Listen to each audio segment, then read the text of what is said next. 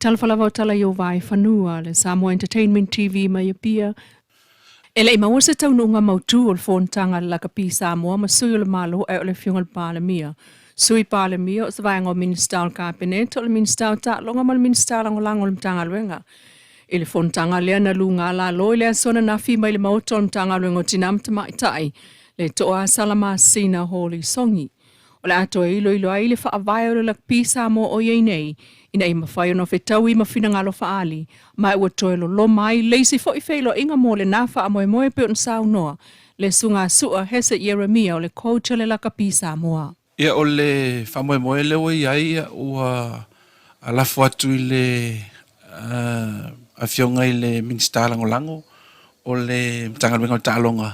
Ia asai ai fo i le whaatinoina le vaenga muli o le whaatalanoanga sai ai. Ia e awina atu le taunu unga o le whilo inga sai ai le fionga le palemia. Ia ma sema se taimi e toe whilo ai ai ia i tu ia e peona i le whilo inga. Ia mo le vaenga sa lilifa iai finangalo. Ia o le toatelo suisfono. Ia ma sa whainga sai ai. Ina ia toe liu le whaavai. Ia ma tu iai ia finangalo. Ia na sausi le whilo inga lea. Ia mo le whaleleo ni vaenga o lo finangalo i tu umailua e te tauna whalelea. Ia mo le anga ilu mo le lakapia le atunu. Peita ewi o le whinaunga lo whaia nei mo se le lei o le pulenga o le lakapi Samoa ai o lo o whaaua u pea ta'alonga lakapia i tu malo. E pe on toe whailo mai le sunga sua. Al taimi nei fo i o lo whanga solo ta'alonga lakapia whai tu malo i tu tono le atunu. Ia whangoina le NPC, National Provincial Championship ale Federal Pacific Insurance. Ia ua lango au tu le tatu lakpi Samoa. Ia e pe ona ela ta'alonga anga ilunga i penga te whailangi. I tu lau o Facebook page o lakpi Samoa. Le whaatino ai ta'alonga ia i asta tona i taitasi. I le tono le atunu, le whaiunga lalwe aso nei. Ia e iei fo ia ta'alonga. Ia e whaatino e ta'ape atu i tu malo. Ia ai o isi ta'alonga e tapu vai tasi mai le tātou ofisa o tui tona i mato. Ai o lo o whaapea ona whaonga lea wanoa e finangalo fo i presidente o uni whai tu malo. E watu ta'alonga i tua i o lato i tu malo e ta'alo ai. Ia o lea lai, e me fo i lele home and away. Ia o le ta'alonga e whai lau tau tu malo. Ia o le si vai aso i an tau malanga la ia ta'alo i le si tu malo. Ia mwhaasolo i whapena i le tūlanga i le ngata i upolu. Ia whapea fo i mo tele sala whai. I lau whainga se fululu au o lo tau sinio. Ia il tātou NPC, Federal Pacific Insurance. Il ne fwoi tau sanga lu olu ono. Le tātou tulilo pea se taunu unga o fontanga o whaia a le pulenga o le lakapi Samoa masui o le malo. Ua whaamole mole whaalawa i tele mai nei le fioanga wa pia ili au whaifale o loa umama pisinisi e utangia taimi o le vavao po o saa le nuu. O le whaalinga whaalawa i tele le nuu o pia mo le toe whaamamalu o le lato vavao ia fiafi. Talu winga le mi ngau. Ai maisa o le taimi o whai ngā lotu ia fiafi ma le taimi e tō whawha i le nuu. Ai malo ala au a ta vale whiwa i mai e vanga i lungo le talingalu ma le awala lau papai vai singano. O winga mi mita ia ma le leta wanga whau e whai ai loa se whaatata wali i ma whai pule o apia i a te oe. Tala tuli loa mai le wheloa inga le asosio whale ta vale lau pase sei Samoa ma le taitai o le malo. Na tātou toi whisilingia i lava le sunga le pristene whiangai mali i tolonga taua li sona fiu i se taunu unga o le lantou talo sanga.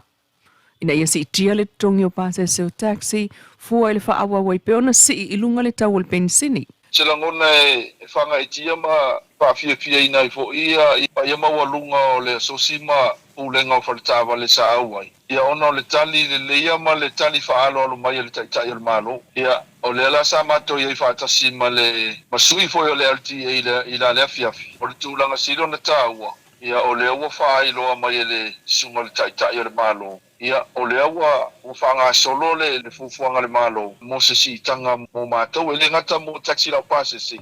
Ia a o pasi. Lono winga la o se tarifile muala tu ina mai. Ia o le aua whanga i oile si tanga le malo. Ia ai fuala i le babe peona tolu mai aso le utu mai ai. Ia e whaanga i o ia matou consultations. Foi ngai ina ia mawhai ona whaatatala noa. Au te iloa o le whanga i o ia le si tanga. o le pe o le vaenga tāua na le sa matou aga'i ai ia ona ele o toe poama le le tulaga le tau o le pensini le ua ia Mo le taimi nei e tofu lava le taxi ma lana ia tau e charge o petu atu le pasese. E o lava le lise o pasese lo ese fo i totongi o lo o iai. O le totongi o le umi e tu o se taxi ai whaile wha atau o le pasese e le o iai fo i sona tau mautu peitai. O ta avale la o pasese le motu tele i sa vai lo moli mawina le silisili atona tau ngata wha atusa i le tau langa ia pia. Ai ua mai tauina fo'i le whaale e tonu o la e o ave ta avale. E iai ali i e ofu vai pupu ulava ma le pulau tau mata e whao ngā. E iai ave ta avale o lo whao wau lava o na ula i to tonu o ta avale. O mai tauina e tele lava se la asanga whaale lei o le au nanga o ta avale la upasese ina ia whetaui ma le si itia o le totongi e peo no la tau talo sangaina. E peo na whautua le tasi o matai mai le atu whaleata ua loa tau sanga o ia whao ngā taxi e whewa iai lona ainga. E toi whaawau mai i le so ta alonga kilikiti o le liki e tamaitai, mai le malai o le whianga le tongo, mali iputia mai e le sui o le sosi kilikiti Samoa le sunga whaafia. E la tala malai e tena lau salatu mai la whianga mtau tu le whanga, ia mateno sa malo me manunu, ta alonga na rua e la tau le papaloa mai vaidele, ia mateno re ia le vai mai tau ngā manunu, ia matau alonga munmuni, e la ta anoi a whianga whangi, tene me whangi, ia mateno tuanifo mai la whianga.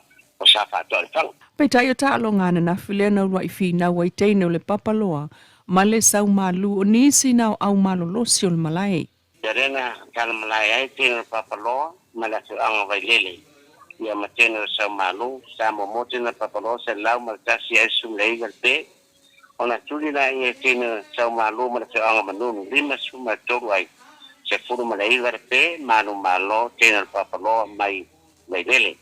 So mai rore ma tarong e va tene lau salato ma da fio anga tau tu fanga da mo mua fitu suma le va wa se fu ma le iva te yo na tuli lo la ia tene tuanifo ke mai da fio anga o fanga lava i le pitonu le sa fato e fa se fu ai ke fu ma le va ke manu ma lo tene tuanifo o le ka longa muri ke le la ka alo ia fanga li tene a fanga li ke mo tene le ia vai ta mo le al vai a se furu ai a se furu mai va pe ona tuli lo le au fari e iva ka tu ai ya ai mai ano pe ya le man malo ro tenere al vai me la fio anga tonga no O le taamilusanga i tolu lava ta alonga i leaso e pe ona whaanga solo ai pulu pe foi ona whai el malai tona i mato mo kirikiti ali o le silia li tolu se fulu au o lo awa wai i malai lua.